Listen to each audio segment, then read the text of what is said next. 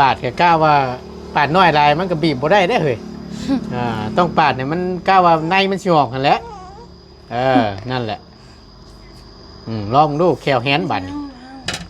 กัดในมันออกกัดนี่บ่นั่นแหละลองเบิ้งคือบ่บีบเลยครับเอาจะบีบได้บ่ซะกัดน้ำบีบไปน้ำหมุนชินเชียนปึ๊บชียากแน่หน่อยนึงโอ้ยจังเป็นอารมณ์ดีเนาะใส่มึงนี่นั่นแหละก็จะไปยัดใช้ร้ายแหละวะนี่ได้กินแต่เปลือกแล้วนี่ดาวก็กล้วยบีบตุ้ยๆใช่แล้วก็ฉันได้กินแบบนี้แล้วขั้นก่อนปิดปากไว้แล้วก็บีบนวดใส่กันนั่นแหละคือกันแซ่บคือกันนั่นแหละ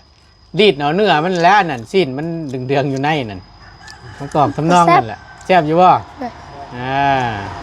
เอาตัวอันนั้นเอาแก๊สโฟมแล้วก็น้ำมันแก๊สโฟมเลยใส่กับน้ำมันบ่โอเคแล้วมันบ่จักแรกว่าคนแห้งอยู่บ่ฮู้คือกันนี่คนคอยกัน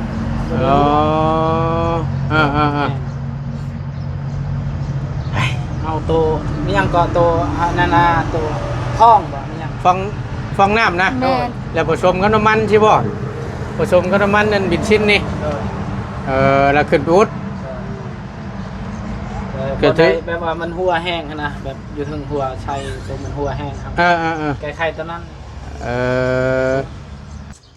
ไข่โยคำบุหัวจังในหัวบุหัวแล้วมั่นใจชีมือพ่อป่ะ100%เนาะใครยุ่งสิคำว่ามั่นใจนั่นแหละย่าเลยสิย่ายังย่าแล้วว่าสิมาชอมหลังคาอยู่บ่เลยมันบุหัวเลย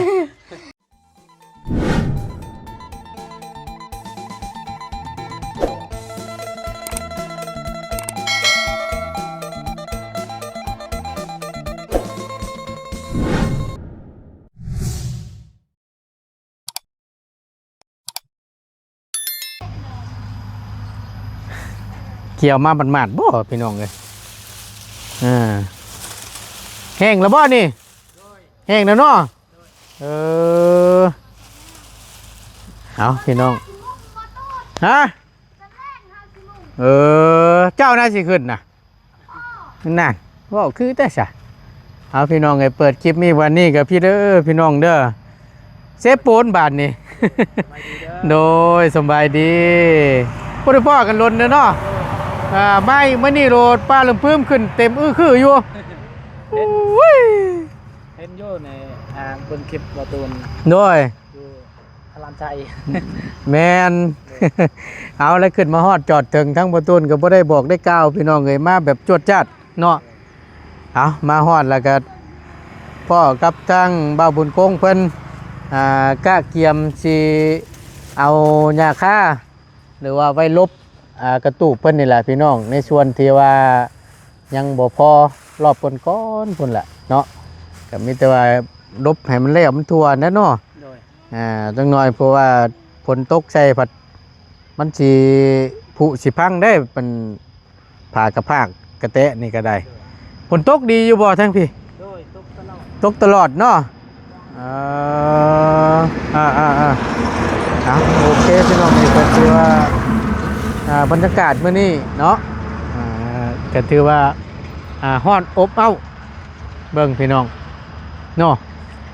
บ่ตูนยังบ่รอดอยู่จังหน่อยก็สิตกอีกแล้วเป็นทั้งบ่ตูนกันกราบสบายดีและสวัสดีเด้อพี่น้องสบายดีบัดสู่ผู้สู่คนบ่ว่าสิวในและก็ต่างประเทศก็ยินดีต้อนรับเข้าสู่ช่องประธานป้อง Channel คือเก่าคือเดิมเด้อพี่น้องเด้อเพิ่มเติมมาหาทางบ่ตูนมื้อนี้เนาะบ่ตูนกราบขอโทษขออภัยหลายๆเด้อพี่น้องเด้อที่ลงคลิปซ่าแน่หน่อยนึงมื้อนี้ก็ได้มื้อนี้ทั้งบ่ตูนได้ขึ้นมาเซฟโปนในครั้งนี้เนาะก็แน่นอนล่ะพี่น้องก็มีข่าวดีสิมาแจ้งทางครอบครัวยีหลาไซหรือว่าทางบ่าวบุญคงเพิ่นพี่น้องมามื้อนี้ทั้งบ่ตูนก็ได้เป็นเกียรติอีกครั้งนึงเนาะบ่ว่ากันเด้อนี่เด้อพี่น้องเด้ออันนี้ก็คือทั้งบ่ตูนสิแจ้งก่อนให้พ่อแม่พี่น้อง FC ได้รับผู้น้ำกันเนาะนี่ก็เป็นจุดประสงค์ของผู้ใหญ่เพิ่นเนาะที่เพิ่นอยากสนอยากซอยแต่ละครอบครัว เฮาสิไปบังคับเพิ่นให้มาซอยครอบครัวนี้มาซอยครอบครัวนี้เฮากับบ่มีสิทธิ์บังคับเพิ่นบ่ได้เนาะเพราะฉะนั้นแล้วทางบ่ตูนก็ได้เป็นเกียรติอีกครั้งหนึงก็คือสิมาแจ้งทางอีหลาไซทางบ่าวบุญคงน้องดาวเพิ่นให้เฮาพูดนํกันก็คือมีทางเอื้อยใหญ่ใจดีทั้งสองท่านเนาะเพิ่นก็มีงบเข้ามาซ่อมหลังคาเรือนว่าซั่นที่ว่ามันหัวนั่นแหละทางเอื้อยเพิ่นก็โอ้ยได้ลมกับบ่ตูนก็ว่าเรือนครัวกิจไฟอีหยังแล้วเรียบร้อยแล้วได้เรือนงามปัดเรือนหัวหรือว่าหลังคาหัวใส่นี่มันก็บ่คักแล้วบ่ตูนเลยว่าซั่นเพราะฉะนั้นแล้วทั้งเอื้อยรบกวนเด้อว่าซั่นให้เป็นสะพานบุญให้กับเอื้อยแน่ว่าซั่นนี่แหละพี่น้องเอ้ยก็เอื้อยเพิ่นฝากเงินมาให้เนาะให้ทางบ่ตูนเป็นสะพานบุญให้200ว่าซั่นเพราะว่าทั้งเอื้อยเพิ่นเห็นในคลิปบ่ตูนที่บ่ตูนถามทั้งสร้างแหละก็ว่า3 ล้านว่าซั่นเนาะที่เพิ่นซ่อมแซมหลังคาเรือนเนาะ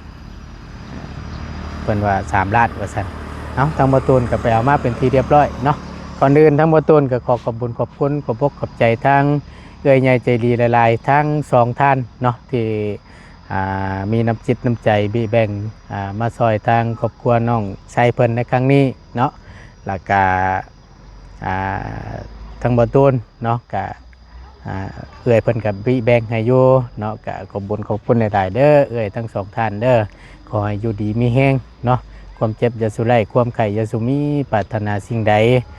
ขอให้ได้สิ่งนั้นขอให้สมคำมุ่งมั่นรังปรารถนาบ่ว่าเสียธุรกิจการงานใดๆก็ขอให้ประสบผลสำเร็จในหน้าที่การงานนั้นๆตลอดปีและตลอดไปเนาะนอนรับให้ได้เงินหมื่นนอนตื่นให้ได้เงินแสนเรื่อยเด้อบ่ว่าสิขึ้นเหนือล่องใต้ไปใส่มาใส่ก็ขอมีแต่คนฮักคนแพงขอให้เดินทางตลอดปลอดภัยตลอดปีและตลอดไปเด้อขออายุมันขวัญยืนอยู่น้ำน้องน้ำนุ่งไปนานๆเรื่อยเด้อเนาะสาธุไปเดี๋ยวเข้าไปเบิ่งไปส้มน้ำกันพี่น้องเลยสูนได้พี่น้องเดี๋ยวไปเบิ่งปั้นเงินเงินครัวเพิ่นเป็นจังไดแน่น้องบ่ได้พูดพ่อกันหล่นละพี่น้องเอ้ยเนาะโอ้ยว่าลายใจห้างบานนี้อากาศไปปลูกหัวสิงไข่นี่เฮ้ยปล่อยแล้วบ่หนองน้ำอันปลาในหนองนี่ สิมีไพ่น้องจะกินสาว ฮะ สิมีไพ่น้องจะกินสาว เจ้านั่นบ่ล่ะ โดย แม่นบ่เหมือนพื้นจ๊ะ บางเชือก็เฮาบางเชือก็เฮา ฮะ เฮาปลูก บ่ยางบักม่วง โดย โธ่คักกะลีเนี่ยมาใช่เฮ้ยนี่เก็บเอามาแต่ต้นได้น่ะ ต้นอยู่สวนแหละ ต้นอยู่สวน ต้นอยู่ในพุ่นบ่ บอกแล้ว อ้าวต้นอยู่ใช่ซะ อยู่สวนด่วน สวนเจ้าพวกอยู่ภูเขาพุ่นบ่ บอก สวนได้ล่ะ ต้นมือไปกินหมด จักแหละทั้งระบ่าวบ่เห็นเนาะ คิด ตะบ่าวบ่ได้เบิ่งสำบายดีโอ้ยบ่ได้พ้อกันล้นนะเนาะอยู่ดีมีแฮงเบิดทุกคนแล้วว่าอันนี้ไม่ได้ล่ะเอา เพิ่นคักหมด นี่ไม่แน่คักคือดีนี่บ่ได้ม่วงเปียงบ่เฮ้ยมีแต่ข้าวเหนียวยัดโบกเท่านั้นแหละนี่ในการเนี่ยนี่เฮ็ดม่วงเปียงม่วงแผ่นน่ะได้เฮ็ดไว้อยู่บ่ บอกเคย บ่เคยอันนะบ่แล้วอันนี้เฮ็ดรส จักเฮ็ดแนวใด เอาเพิ่นก็ต้มเพิ่นก็เคี่ยวได้แล้ว ต้มเขียว ให้มันชุกเด้เวลาเฮาก็มันเฮ็ดยายบางๆตากแดดแห้งไว้กินบ่เคยใช่บ่ว้า บ่ฮู้เฮ็ด บ่ฮู้เฮ็ด โดยบ่เคย บ่ กินก็บ่เคยเห็นซะ บ่เคยเห็นพร้อมม่วงแผ่นนั่นเด้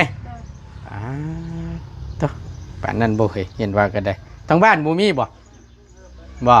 มีขนาดมะม่วงนี่เป็นหยังอึด โอ้โหอยู่ดวงพะบางนั่นแหละน้อง อยู่บ้านคอยเด้ อยู่บ้านเจ้า โดย แม้แต่มะม่วงต้นมะม่วงก็ยังทั้งยากอยู่บ่ นี่ บัดจากหากินใช่ซะ มีอยู่พอได้กินแต่บุกขนาดบ่มีลายแบบนี้ เออ กิน ตักก็ดีเลยพี่น้องมึงนี่ไปเก็บมาเมื่อเช้านี่บ่ไผไปเอา น้อง น้อง โดนวันนี้ก็คอยกับน้องไปเอา ไปไปขึ้นต้นบักใหญ่ๆ เขย่าเลย โดยบ่อันนั้นเฮาหยังก็เด้อก็เที่ยวนั่นแหละขึ้นล่ะอันนั้น สั้นเลยบัดนี้ โดยแล้วก็อันนั้นมันก็โอ้ยเฮาลืม มันเป็นอะไร บ่มียาเฮาลืม โอ้ย เฮาลืมคำว่าว่าสิว่าลืม ลืมมันคำว่าหวานนี่ นั่ง เนาะตรวจ กินข้าวแล้วบ่บัดขึ้น เรียบร้อยแล้วกินมาเลยนะกินเพอ เฮาเอาไม้ล่ะเฮาปาใส่บักม่วงเพราะว่าต้นนั้นมันมีแต่สุกเบิดเลยบ่มีเลยได้ดิบต้นนั้นเฮาขึ้นบ่ได้เฮาเอาไม้ปาใส่บักม่วงตกมีเฮาปาแบบนี้แล้วมันตกแล้วก็มีแต่สุกเลยบ่มีเลยดิบต้นนั้น บ่ โดย โดยขอบใจบ่คุณป้องขอบใจหลาย จอบอ่ะ ใช่5จบ ๆไม่ค้อนลึกใช่มะม่วง โดยเอาไม้แล้วเอาเกิบนั่นน่ะ เกิบติดตรงนั้นพอแห้งเอาไม้นั่นคืน แม่นบ่ โด ผู้ ย หาไม่ตัดไม่สาวไม่จังไพ่นั่นก็ไป บ่เฮา ปาดรวด เฮาเอาแบบต้นมันสูงเดี๋ยวเฮาเก็บไม้เท่านั้นล่ะป้าใส่แล้วเก็บ ตกนัวมีแต่หมากชุก โดย โอ้ยมีลายเนี่ยเห็นมะม่วงเปี้ยงนี่คักได้พี่น้องหวานอยู่หรอวะ วาด หวานอยู่เนาะ โดย มีแต่ปาดหัวมันนี่บีบในออกยัดโบกนี่คักจะได้นี่ โดย เคยอยู่หรอวะฮะบ่เคยอีกบ่ว่า ว้า กินมะม่วงยัดโบกก็ยังบ่เคยอยู่น้องลาวเคยอยู่บ่บ่เคยอีกเอาแล้วว่า ใส่เข้ามึงนี่ แล้วก็กินแม่นถึกลองดูฮะ คอยบ่เคยเฮ็ด บ่อยาก ปา กิ ด น เอาแล้วก็เอาเข้า บ่ได้ใส่อยู่ไหนมันเพิ่น คอยมีแต่ปอกนี่แล้วก็จับแล้วก็กินเลย นี่มุนหามากงามๆในนึงนี่ปาดอ้อมนี่ปีบในมันนอกเอาเข่ายัดใช่นี่ว้ายคักแสดงว่ายังบ่ปันไดสานี่ผ่านมาเบิดได้ไอ้เรียบร้อยเลยมะม่วงยัดโบก นี่ บ่ ปาดแค่ก้าวว่าปาดน้อยลายมันก็บีบบ่ได้ได้อเฮ้ย ต้องปาดเนี่ยมันก้าวว่าในมันสิออกกันแหล้วนั่นแหละลองดูแควแฮนบัดนกัดในมันออก กัดนี่บ่ นั่นแหละ ลองเบิ้ง คือบ่บีบเลย นะครับเอาเจ้าบีบได้บ่ซะ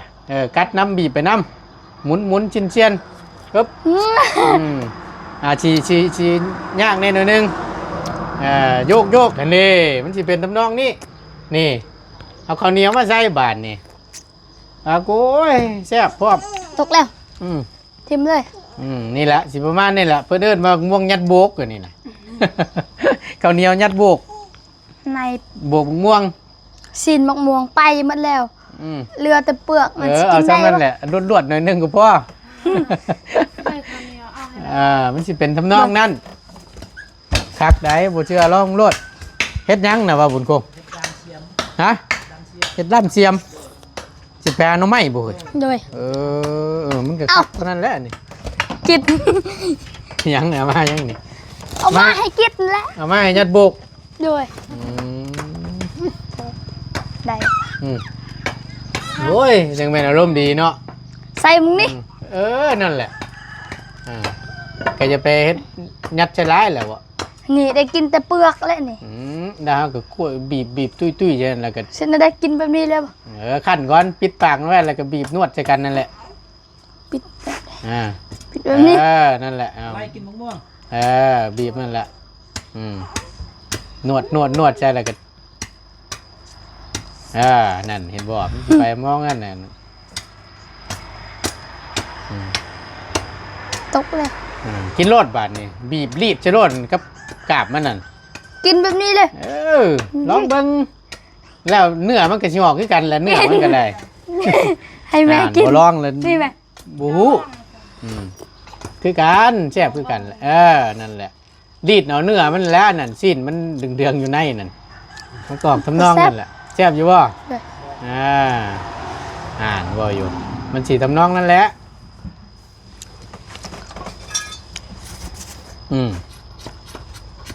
ครับ กินแล้วว่ากินอยู่หรอเนาะเตรียมสิไปหาหน่อไม้บ่นี่น่ะ โดย โอ้ บ่มีอาหารกิน หมูมีอาหารกินสิไปหาหน่อไม้บัดนี้ โดย ได้อยู่บ่ไปหาแต่ละเทื่อก็ได้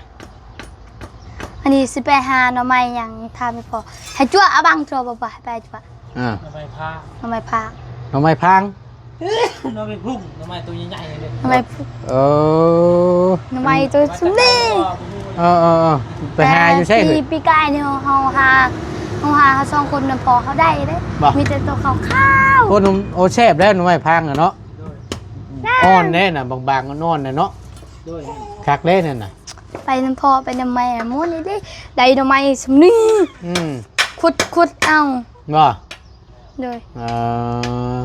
เป็นจังไดเนี่ยเฮ้ยเบิ่งถามเบิ่งก่อนบัดนี้เฮือนคงเฮือนครัวในการใช้งานเพิ่นโอเคอยู่แล้วว่า โดย คักอยู่เนาะบ่ได้หัวบ่ทางเงินครัวนี่บ่ได้หัวเนาะใครอยู่ก็มาบ่หัวใช้เตาเด้อนี่มันจังคักนี่ท่านบ่ค่อยลังเนาะบ่ค่อยใช้กัน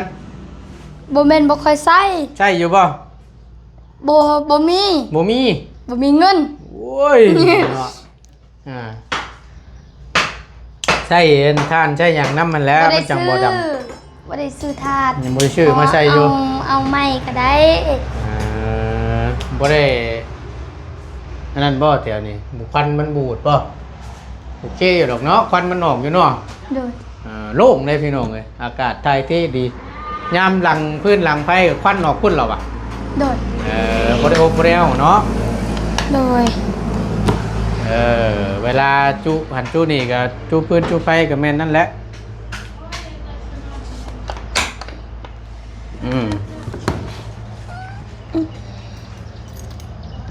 โอเควันแล้วกันโอเคบ่ได้หัวเนาะ โดย โอเคเนาะ โดยโอเค ดีแล้วกับมันบ่หัวแต่ว่าเฮือนใหญ่ เป็นไงหัวแหละ หัวแมันบ่คือเก่าแมันบ่ นี่บ่ได้หัวแล้ว ยาแหละ โดย ฮะ ไอ้พออุดไว้ละ เจ้าอุดแล้ว ด้วยเอาตัวอันนั้น เอาแก๊สโฟมแล้วก็น้ำมัน กระโถนเลยมาใส่กับน้ำมัน บ่โอเคแล้วแมันบ่ ด้วยจักแรกว่าคนแห้งอยู่บ่ฮู้คือกันนี่คนคอยกัน อ๋อ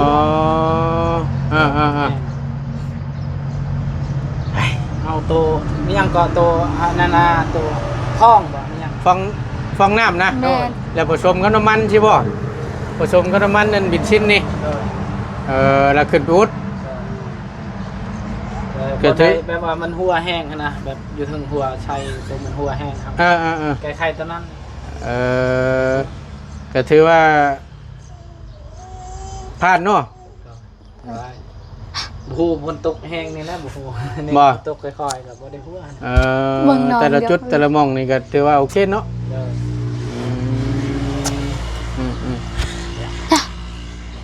ใครอยู่สัตว์ว่ามันบ่หัวแต่ว่ายังหัวคือเก่านี่ก็นอนบ่ได้เนาะ เบิ่งตอนพ่นแห้งนะคันโอเค เนาะ ยังบ่แห้งบ่ฝนยังอยู่ แต่ห้องอันน่ะเฮาใส่ตัวนั้นมันบ่ได้แห้งพ่นคอยบ่ได้หัวมันใช่ตัวนั้น ใครอยู่คำบ่หัว จังให้หัวก็บ่หัวแล้ว มั่นใจฝีมือพ่อป่ะ 100%เนาะ โดย ใครอยู่ซะก็ว่ามั่นใจนั่นแหละย่าเลยซะ จ้ายัง ย่าแล้วว่าสิมาซ่อมหลังคาให้อยู่ บ่แล้ว เอ้ามันบ่หัวเลยเนาะมันบ่หัวแล้วก็ย่าเลยโอเคแล้วว่ะ เล โอย เค เบิ่งนี่เบิ่งเวลาฝนตกแห้งเนี่ยทำบัวหวนโอเคนะเท่ากับ ไข่แล้ว แต่ว่าแก้ไขเฉพาะหน้าได้ดีเนาะ โดย ไก่อยู่คำว่านั่น สัวขาว เพราะคำว่ามันอุดได้กั ตอนนั้นฝนตกแห้งมันหัวหมดแบบว่าแถวเราตอกเหล็กตะ เพื่อนหมดเลย ตอนนั้น อืม อันนี้พ่นบริแห้งปานใดมันหัวแต่ละจุดจุดเฮาก็แก้ไขแล้ว บนไซแล้วก็บนนอนเฮา ตรงเทือมันแบบนักแน่เนาะแล้วก็ถือว่าผ่านเนาะ อารมณ์ดีแท้ เห็นยังได้สันบานนี่ยกเลิกตัวนั้นนะเนาะๆโบแมนทาเบิ่งช่วงต่อไปบ่ยกเลิกแล้วเว้ยจังหน่อยหัวอีกก้อยยก หัว เลิก อีกก็พ่อเจ้าแล้วอุดอีกเห็นอะไรซะพ่อจะอุดเป็นอยู่ โดย เอาผู้ดีละมาบาทนี่กับผู้ดีทั้งบอตูนขึ้นมานี่ก็นี่แหละพี่น้องกับมาแจ้งข่าวดีเพิ่นน้ำกันกับเรื่องหลังคานี่แหละพี่น้องเพิ่นก็โอ้ยทั้งบอตูนก็ได้ล้มอยู่กับเบื่อยเพิ่นก็ว่าได้เคลื่อนงามผัดหลังคาหัวมันกับปานบ่ว่าแล้วว่าซั่นก็มีแต่ว่าให้สร้างเพิ่นมาแก้เด้อว่าซั่นพอดีเพิ่นฝากเงินมาให้ทั้งบอตูนนี่แหละให้มาดำเนินการให้เด้อว่าซั่นเอาก็มีแต่เบิ่งตามนั้นแน่นอนเฮ้ย โดย เพราะว่า ทาเบิ่งช่วงต่อไป ถ้าว่าผ้าลงฝนตกถ้าว่ามันแห้งแล้วบ่มีหม่องหัวหม่องซึมแล้วก็โจ๊ะเนาะ โดย ถ้าว่ามันหัวมันหนักคือเก่าแล้วก็แม่นล้มช่างให้เพิ่นมาแก้ปัญหา โดย เนาะก็คือสร้างแหล่เพิ่นนี่ก็เพิ่นเว้าน้ำอยู่เพิ่นอยากได้น้ำ3 ล้านว่าซั่นก็พอเข้าใจอยู่หรอกมันเป็นงานแก้พี่น้องเอ้ยมันก็สิยากแน่นอนนึง3 ล้านก็ประมาณ5-6,000นี่แหละแล้วๆนี่แหละเป็นเงินบาทกันเลยเนาะบ่ยกเลิกบ่เฮ้ย บ่เลยทาเบิ่งช่วงต่อไปพุ่นแหละ ยันวะมันหัวมันหยุดแล้วก็ยกเลิกซะ บ่เลยทาเบิ่งตอนฝนแห้งพุ่นแหละ จังเลยยกเลิกเสียใจทีหลังโอ้ยบ่อยากเสียใจทีหลังนะ เอาฉันก็มีแต่ว่ามาแจ้งเด้อ โดย เดี๋ยวทั้งประตูนก็สิได้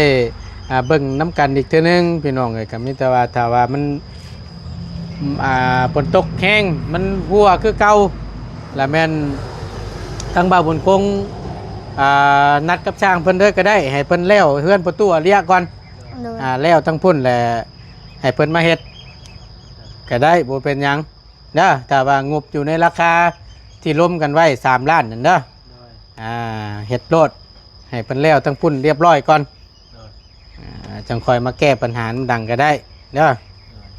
ตามนั่นแหละ เอาเบิ่งก่อนแล้วแต่ว่าคันฝนตกบ่ได้หัวปานใดก็เอาก็ ถ้าว่ามันบ่ฮัวหรือว่าจังไดแก้ปัญหาได้ก็แล้วก็ว่ากันเนาะบอกกันเด้อ คันมันได้แล้วก็ ถ้ามันได้แล้วก็ย่าย เนาะ กเลิก คันนี่เขาโจะไว้ก่อน สายโจ๊ะ ด้วย เอื้อยเก่าเอื้อยผู้เก่าเพิ่นเด้อเพิ่นกับเอื้อยเพิ่น2 ท่านเอื้อยกับน้องเพิ่นก็ได้สมทบเข้ามาซอยหลังคาเรือนเจ้าในครั้งนี้แหละจะมาว่าแก้ปัญหาแล้วว่าย่าแล้ว เอาเบิ่งน้ำกันเนาะก็ยังให้ขอบคุณขอบใจทั้งเอื้อยยายใจดีเพิ่นทั้ง2 ท่านในนั้นแหละที่ได้ชดเชยมาเด้อเอาพ่อผ่านนี่แหละล่ะเอ้ย ขอบคุณเด้อทางแม่ก็ได้ดอก โดย แม่อยากจะดีทั้งสองทานขอให้อยู่ดีมีแห้งความเจ็บอย่าได้ความไข้อย่ามี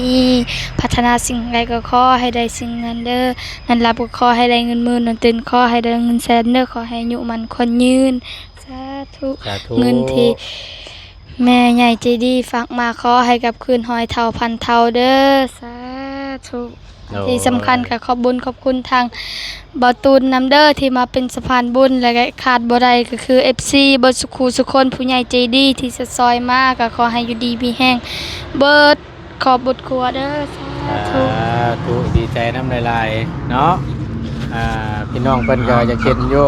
ขอบคุญขอบคนเด้อทางเอ๋ยใหญ่ใจดีหมดสองท่านนะครับขอให้อยู่ดีมีแห้งความเจ็บอย่าใดความใครอย่ามีพัฒนาสิ่งใดขอให้ได้สิ่งนั้นเด้อเอ๋ยขอให้อายุมั่นขวัญยืนสุขภาพแข็งแรงหมดครอบครัวขอให้อยู่ดีมีแห้งสาธุเด้อขอให้ แล้วก็ขอบใจทางที่ประตูนที่มาสะพานบุญให้มาตลอดแล้วก็ขอบใจทางผู้ใหญ่ใจดีทุกท่านที่มาสุดซอยเฮ็ดเฮือนเฮ็ดซานนี่แหละขอขอบใจหลายๆสาธุเด้ สา อ ธุดีใจน้ำเด้อมีแต่ว่าเบิ่งเนาะเบิ่งกันไปก่อนคือว่านั่นแหละบ่าวบุญคงถ้าว่ามันฟ้าลงฝนตกแห้งถ้าว่ามันโอ้บ่ไหวแล้วมันหัวแล้วก็ติดต่อทางช่างแดะเพื่อว่าขอบ่ได้ขึ้นมาก็แม่นนี่ละพัวพันเอาคุยทางโทรศัพท์เอาช่างเพิ่นมาเฮ็ดเริ่มมื้อนั้นมื้อนี้ในราคาตามที่เราล้มกันไว้ก็แม่นโอเคแม่นตามนั้นแหละบ่ยากดอกแต่ว่ามันแล้วหรือจังใดก็เดี๋ยวจังค่อยว่ากันอีกเทื่อนึงเนาะสิพาไปหาหน่อไม้บัดนี้เนาะหมดเลยตัว ฮะ คันเบิด คัน